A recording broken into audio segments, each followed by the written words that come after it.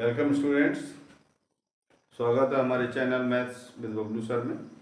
लेकिन हमने आपको आगामी परीक्षा को ध्यान में रखकर मैं कोशिश कर रहा हूँ कि मैथ के साथ आपको फिजिक्स भी पढ़ाई जाए, क्योंकि फिजिक्स भी मेजर पार्ट है और जिस प्रकार से मैथ की इम्पोर्टेंस है उसी प्रकार से फिजिक्स की भी अपनी इम्पोर्टेंस होती है। और फिजिक्स के साथ हम आपको पूरा साइंस पढ़ाने का प्रयास करेंगे। I mean physics, chemistry and bio.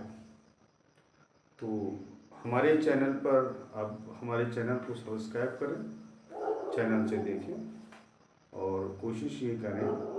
हम लोग जो प्रयास कर रहे हैं तो इस बात को लेके है कि जो बच्चा हमारा गांव देहात या ग्रामीण क्षेत्र से है या किसी कारणवश वह ट्यूशन नहीं ले पा रहा है या किसी अच्छे टीचर की उपस्थिति नहीं है, तो उन सब को ध्यान में रखकर हम आपको ये वीडियो उपलब्ध करा रहे हैं।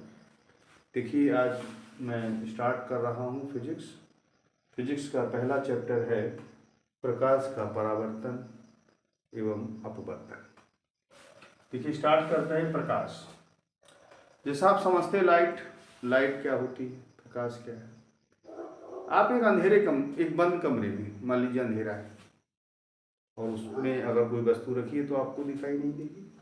अगर आप स्विच ऑन करेंगे, लाइट आ रही है, स्विच ऑन करेंगे तो वस्तु आपको दिखाई दे जाएगी।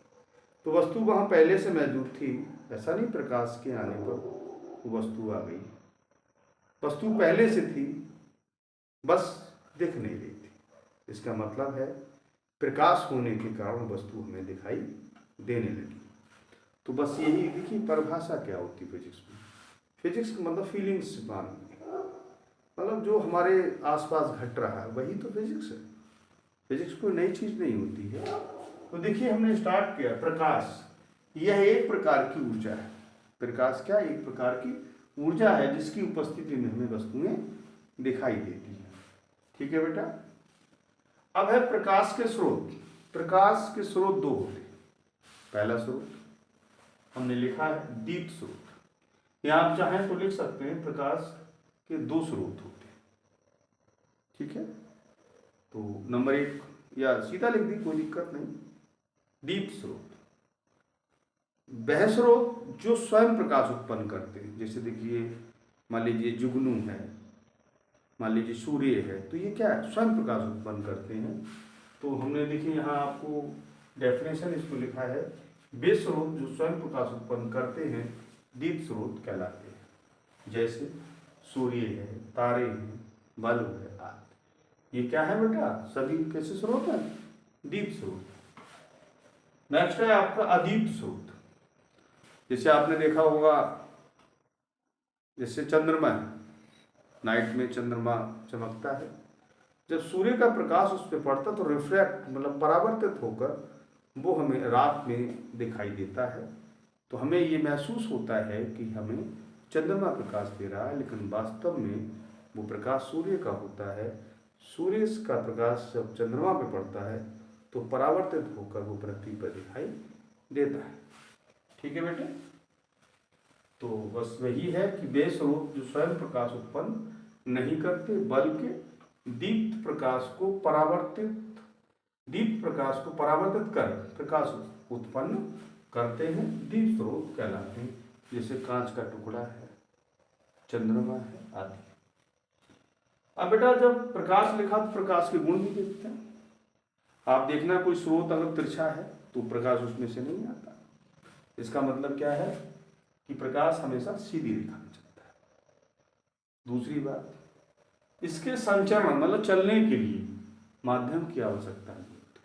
आपने देखा, हवा है, अगर कोई आदमी पास में खड़ा है और वायु ना हो, अगर हम बोले तो उस तक आवाज़ सुनाई नहीं देगी, क्योंकि जो आवाज़ होती है वो माध्यम के कण के कंपन करने से एक जगह से दूसरी जगह ट्रांसफर होती है। तो इसलिए, लेकिन प्रकाश जो होता है उसको माध्यम की आवश्यकता नहीं होती है, क्योंकि जब सूर्य से प्रकाश चलता है तो बीच में निर्वात भी होता है। निर्वात आप लोग समझते हैं, जहाँ वायु ना हो उसे निर्वात कहते हैं। तो प्रकाश क्या है, प्रकाश को चलने के लिए माध्यम की आवश्यकता नहीं होती। निर्वात मतलब जहाँ वायु नहीं है, निर्वात में प्रकाश की चाल 3 × 10⁸ मीटर पर सेकंड होती है, यानी 1 सेकंड में वह कितनी दूर ट्रेवल कर सकता है, चल सकता है। नंबर अगला, चमकदार तल पर इसका परावर्तन होता है। जैसे कोई चमकदार तल है, प्रकाश पड़ेगा और फिर वापस हो जाएगा। हम कह सकते हैं कि चमकदार तलों पर प्रकाश का परावर्तन होता है। ठीक है, अगली बात हुई, अगला नंबर है, ये पारदर्शी माध्यम को पार कर सकता है। जैसे कांच है, प्रकाश अगर बीच में लगा है तो प्रकाश से आर पार हो जाए, तो ये पारदर्शी माध्यमों को पार कर सकता है। अगला नंबर है, ये कैसा है, अदृश्य है। अदृश्य मतलब प्रकाश देख नहीं सकते आप, लेकिन प्रकाश की उपस्थिति में वस्तुएं दिखाई देती हैं, परंतु इसकी उपस्थिति में वस्तुएं दिखाई देती हैं। ठीक है बेटा।